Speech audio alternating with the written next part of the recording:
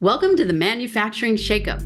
We're your hosts, Ellen Feldman-Ornato and Jenny Drescher. We're talking with dynamic women from across the manufacturing scene in Connecticut.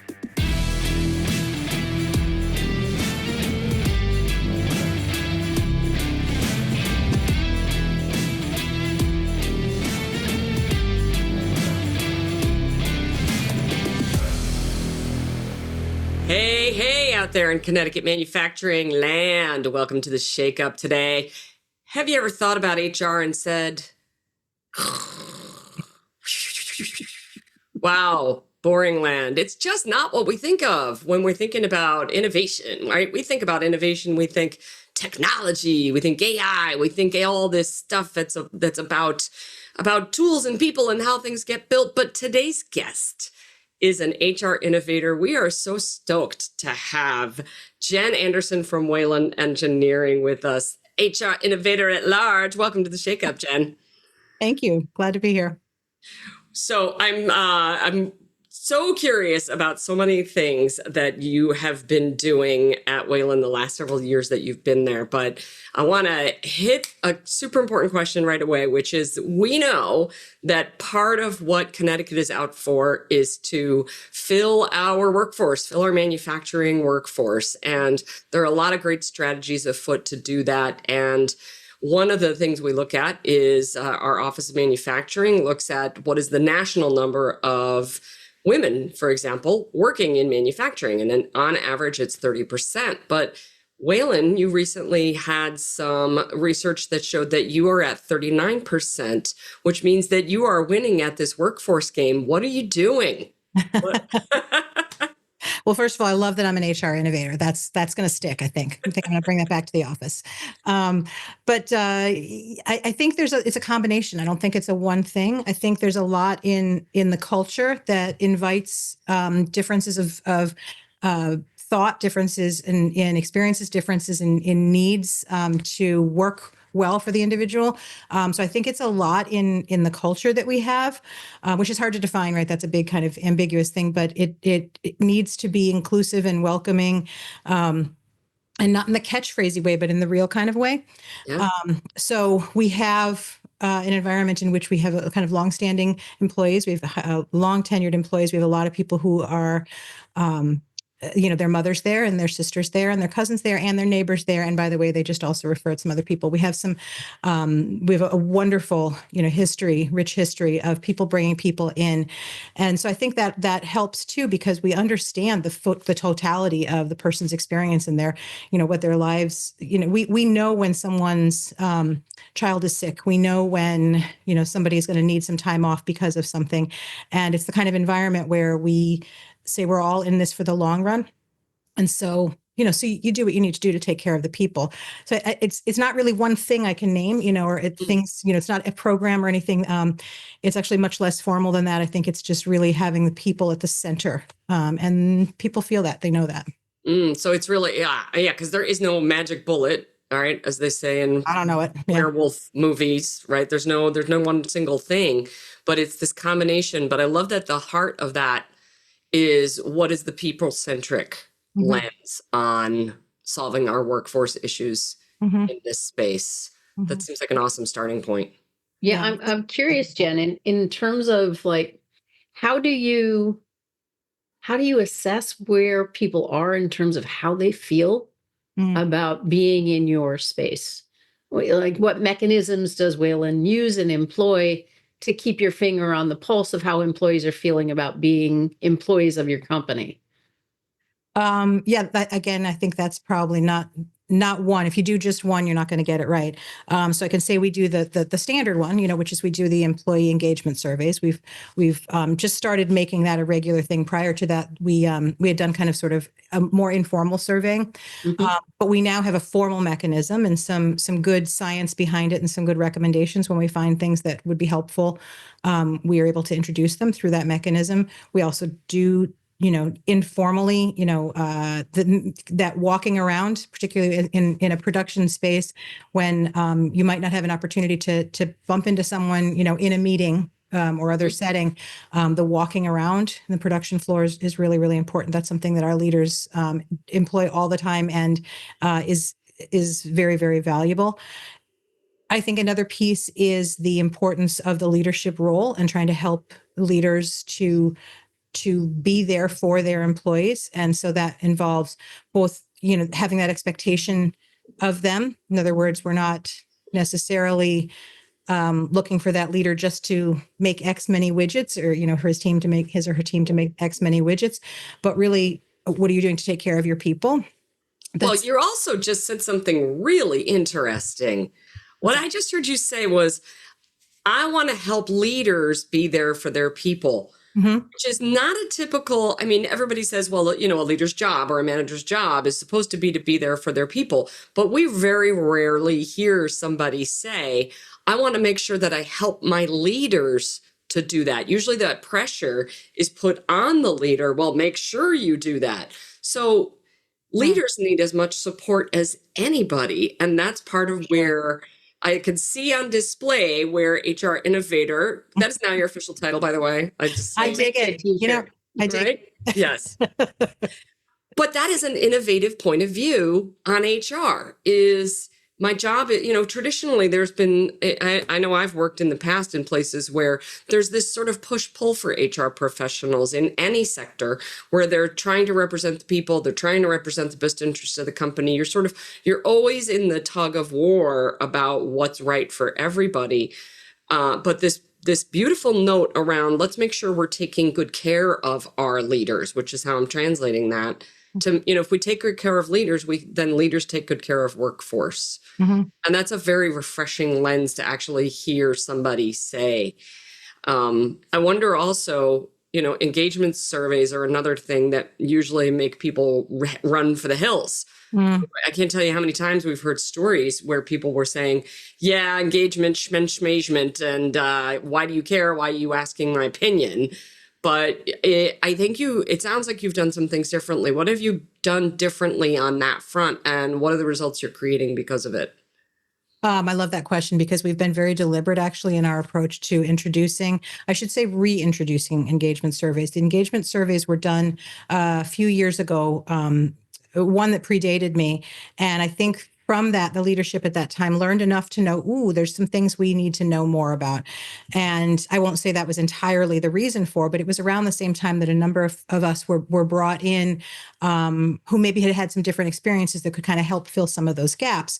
So that was a kind of a quick, moment in time for our employees. There wasn't a whole lot done with it. And then back to current time, last year was actually the first year that we reintroduced a formal survey, and something that our CEO, Jeff Marsh, who is fantastic, and very, very much about doing the right thing for our people. One of the things that he says all the time is think about when we need to employ a crawl, walk, run strategy. And so that comes into play so much in human resources where you're introducing change to employees and you have a vision of where you want to be.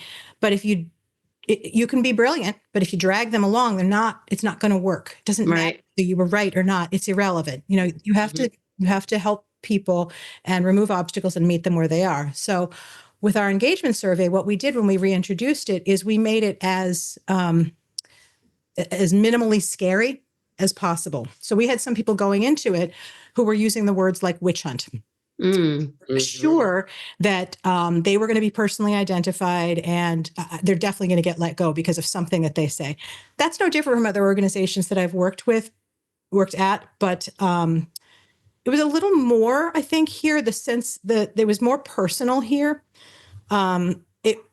I can't quite identify what it was, but what it meant was that we needed to proceed with just that level of care and caution and respect for what those feelings were.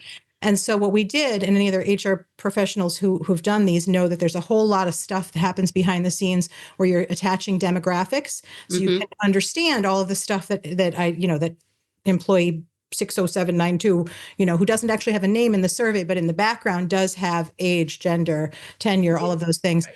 We did none of that. We did absolutely none of that. And we said, we're just going to go with the fact that some data gently achieved is going to be a step in the right direction. And so what we said was, if you want to, you can tell us what department you work for. You can tell us how long you've been here. So we picked some of those demographics and we made them optional. And we were pleased. We were really pleased with the result. Honestly, our first year in, what we wanted to achieve, per our third-party advisor, was if we get 50%, we're good. We got 51%. Yeah. So we're so that was just over the line, but we were very, very happy with it. And we got incredibly valuable feedback, and it was statistically significant. So that the 51% was good. And we were able to listen to it, call out some themes, make some changes. For instance, it was as a direct result of the survey, we added a holiday. We heard a lot of people talk about interest in having more time off, particularly in those kind of gray days of winter. And so we added a holiday this year. Other thing was there was a lot of interest in having the ability to wear one earbud while working. So we did, all of the proper safety tests, did the kind of all of the things that the safety folks do behind the scenes, and we were able to introduce that. So there's a number of things that we wanted, and we were so happy to have materials to do. We wanted to be able to show, look, first of all, no harm happened. And secondly, something good happened. So we're bringing that now into the second year. We're about April 8th, it's going to launch. We're about to do the next one. And we fully would expect that we're going to have more participation and continue to glean some good stuff. But we had to go slow. That was the theme of the whole thing. Gotta go slow. So I want to pause on that piece for a second. And just because people are listening to this who might have no idea what Whelen Engineering is, where it is, and, the fact, just in doing a little research, that you have 1 million square feet of manufacturing and production facility across 4 states. So can you just give us like 2 sentences? What is Whelen Engineering? Where are you? And a little bit of what you make, which is also cool. Sure. So we're in our 70-something year.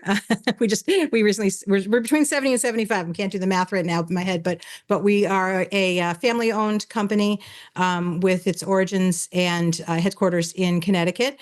Our corporate office is in Chester, Connecticut, and we have a large manufacturing facility in New Hampshire as well.